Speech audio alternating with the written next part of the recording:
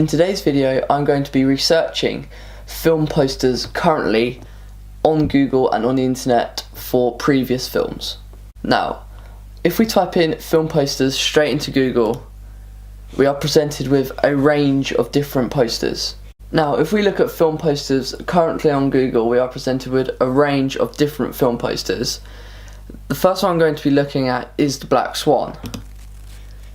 Now, as we can see here, Black Swan is in the style of minimalist, which is something that I am wanting to present and incorporate into my own film poster. So this is a convention that I would want to follow in terms of reflecting that onto my own work. So as you can see here, the swan is made out of the dancers, of the ballet dancers, which is one the Black Swan is played by her. So this reflects a little bit on what the story is going to be about, and is going to further explain maybe what is to happen. Also, if you see here, it explains who's starring in the film, so that's always handy. So if you see an actor that you particularly have an interest to, you're gonna I want to watch that film because he or she is starring in it, so that could further interest you into wanting to watch the film. Another one here, this is another minimalist style. If we can just try and get a bit bigger, oh, here we go.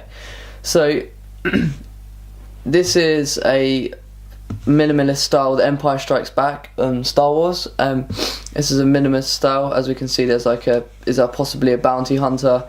We can see a TIE fighter there. So and then the Star Wars style text, which is quite cool and futuristic.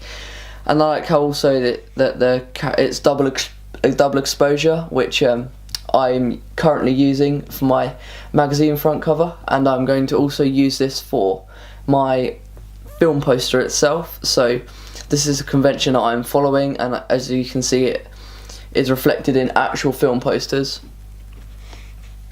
Now the next one, this one is very cool, The Dark Knight Rises. It's done in sort of a painting style of way, so it's also quite minimalist itself. So you got very simple colours, there's not a lot going on, so it's very simple, but it allows you to not be looking at loads of things, so you don't get confused in a way.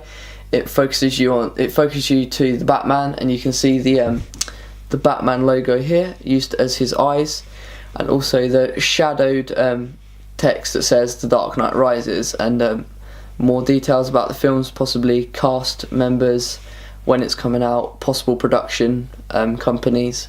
So that's always very helpful to know. Now this one is also minimalist, so the Evil Dead, another great film, and you got the cabin there. Also, this is cool because you can see this is something that happens in a film, and you got the creepy double exposure trees and the two little cabin lights showing signs of life. Also, I really like the colouring of this one in particular. I think it really suits the style of film in terms of a horror.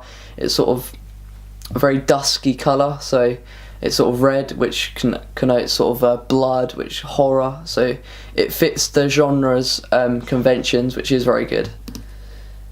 Now the next one, this one in particular is very cool. The American Werewolf in London, another great film. As you can see here, we've got England and parts of Ireland, but we can see a werewolf's face that is only visible because of the chunks coming out of the country. So I think that's a very cool feature to include, and you don't often see it a lot, so it's very it's very unique in a way. And also, again, the red colouring for the horror style blood, so that's very it just helps set the scene a little bit in terms of the genre's conventions.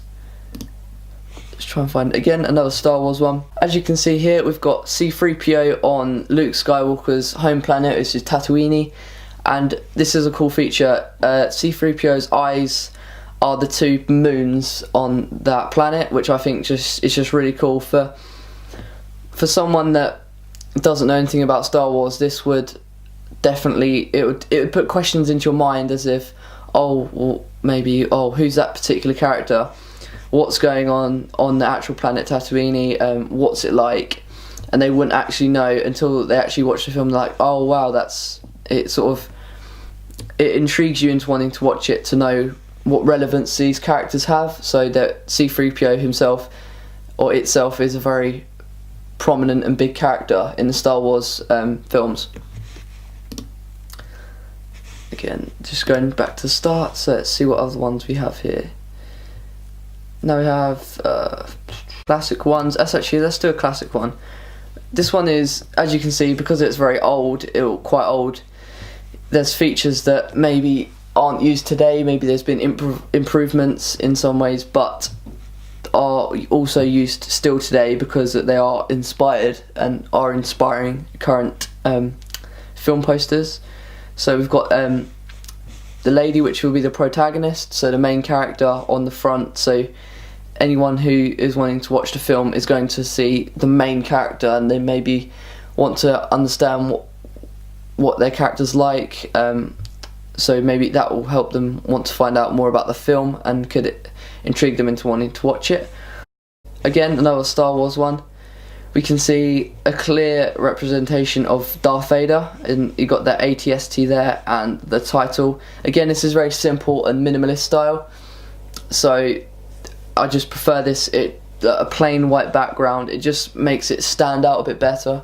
So this is definitely something I'm going to include in my film poster. Again, we see the Django Unchained film. This is personally one of my favourite films. If we can just see, here we go. So we've got life, liberty and the pursuit of vengeance. Now this quote, you may not know what that means, or it won't have any relevance to someone just looking at it. So it's until you watch the film that you will understand what that sort of line and quote truly means. So that's always that makes them want to watch the film further.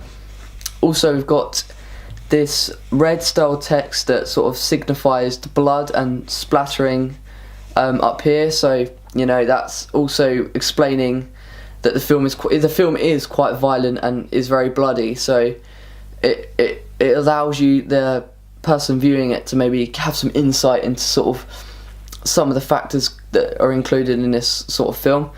And you can see the director and producer's name, which is Quentin Tarantino, a great producer. So then we see the actor's name. So we've got Jamie Foxx, obviously, that plays Django Freeman.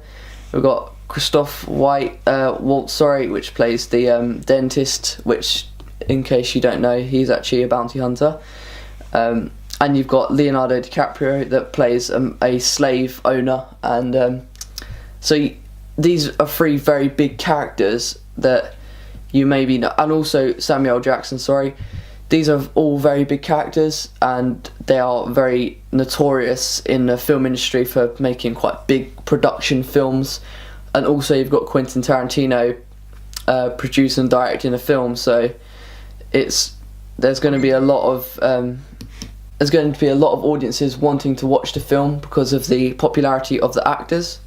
And also we've got the Django Unchained text, which I think looks amazing for the era where this film is set. The text fits it. It's sort of like cowboy style text, which I really like, and it just fits very well. Now I'm just going to look at the specific minimalist film posters. So now minimalist means sort of very minimal in terms of what is included, so it will stick to the very little detail but straight to the point. And it's also a factor of simplification, which is, personally, it just makes, this is what I look for in terms of seeing a film poster, especially as an example today. If we look at Fargo season 2 and the season 1 poster and sort of teaser, this is season 1. It's just very it's just very simple, which is, personally, it just looks amazing. So you've got the date when it will be coming out and the channel, and also a bit of detail into what could possibly happen in. And I didn't notice this at first when I first saw it, but upon looking in more detail about it, you can see that the person who's been shot, the blood is spelling out Fargo. So that's, again, following a convention, sort of blood coloured text. So it just further enhances what is going to happen, and also that you can see the guns up here and the axes. So this just shows you what is going to be included in the film, the series, which I really personally like. Now, if we look at season 2 of Fargo's film poster or series poster, it is very the same in terms of minimalist style. The background itself is on sort of a quilted, maybe like blanket of some sort that is sort of, and it's got the American style to it, so it just looks very professional. It just looks very professional, which I sort of like and will look for in magazine posters. Also, we see some characters. Again, it shows you when it's coming out and on what channel. For us Brits, it is available on Channel 4. So, seeing this, I would maybe think, oh, we might not be able to get the channel over here, so it'd make me want to see where I can watch it, being a viewer of the Fargo series. Again, it shows you the weapons. So you got the axe, the knuckle dusters, a revolver of some type, a assault rifle, and this is all. These are all characteristics linking and showing you maybe what is going to be used in the film, in series later on. Now, going back onto minimalist posters itself, you can see that these ones are very interesting. For example, you've got the Dirty Harry one. It's very simple, and also it's using this sort of, it's hard to explain, it's sort of engraving and two images becoming one. So at first, when you see it, almost like an optical illusion, you first see something, and you then if you look at it long enough, you'll see something else. So we see the gun, and that's the first thing we see, and then we can see a face if you look in more detail to it, which I just think just looks very professional and very interesting. So in conclusion, I will be wanting to include some of the minimalist factors into my poster because they're very simple, and I find that it just seems to stand out a lot more in terms of other maybe mainstream-esque type of posters that they tend to look the same. There's too much going on, so including sort of a minimalist style will make me stand out and maybe try and break the conventions and become sort of more unique in a way.